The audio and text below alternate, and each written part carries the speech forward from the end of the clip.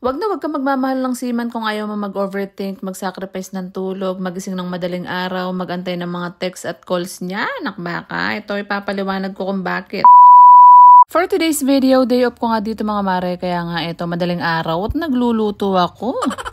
Ako kasi kay Mr. mga mare, nababawi nga ako for today's video kasi ilang araw nga kami hindi nag-uusap dahil nga may pinagtalunan kami. Sa mga matagal ko ng followers dyan, alam ko naman na alam nyo rin na kapag nagde-day off yung mare nyo ay nagluluto nga ako ng pulutan tsaka nga kami nagiinom ni Mr. virtually. Ganun. Hindi talaga kahirap mga mare kapag nga meron kang karelasyon na nasa ibang bansa, OFW, seafarer, kahit sino pa yan basta nasa ibang bansa. Diyos ko, ganito nga kahirap dahil pag nag-aaway nga kayo, hindi mo siya masakal ng personal. Chares. Isa sa mga realization ko mga mare na kapag nga pumasok ko sa isang relasyon ay Diyos ko, hindi pala ganun kadali. Na-realize ko nga na sa 13 years namin pagsasama, hindi lang pala puro kilig, hindi lang pala puro pagmamahal. May mga time din nga na mag-aaway kayo, hindi nga kayo magkakaintindihan, pero dahil naka-LDR nga ay Diyos ko, mahirap talaga ayusin. Kung parehas naman kayong ma-pride ay Diyos ko, abutin talaga ng ilang araw bago kayo magbate. Siyempre, dahil tayo ngayon Disney princess at tayo ngayon babae, siyempre magpapasuyo tayo. Pero nagtataka nga ako dahil 24 hours na nga hindi pa niya ako kausap, hindi pa niya ako sinusuyo. May bog ko na yung blacking alte. Chares. Ayun na nga, dahil hindi naman din siya makatiis, kaya after 2 days ay tumawag na nga siya dahil na-miss niya na raw ako. Buri may kanta, nakbaka.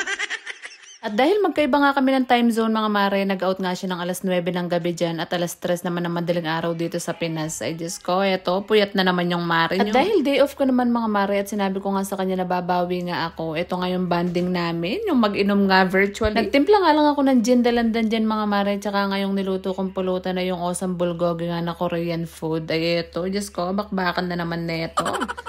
Kung maiksi naman yung pasensya mo mga mare at madali kang mag-overthink ay huwag ka nga mag-jowa ng marino, seaman at OFW. Dahil hindi talaga madali magmahal ng marino mga mare dahil nga pag naka-LDR kayo ay sobrang hirap talaga. Biruin nyo nga 12 hours yung duty nila mga mare, minsan 13 hours pa. Diyos ko, mag-aantay ka talaga ng bonggam-bongga tapos wala pa silang day off. Tapos minsan syempre hindi mo naman maiiwasan mga mare, minsan maghahanap ka ng lambing, ng yakap, ng bembang. Ay Diyos ko, hindi nila yun mabibigay. Chares.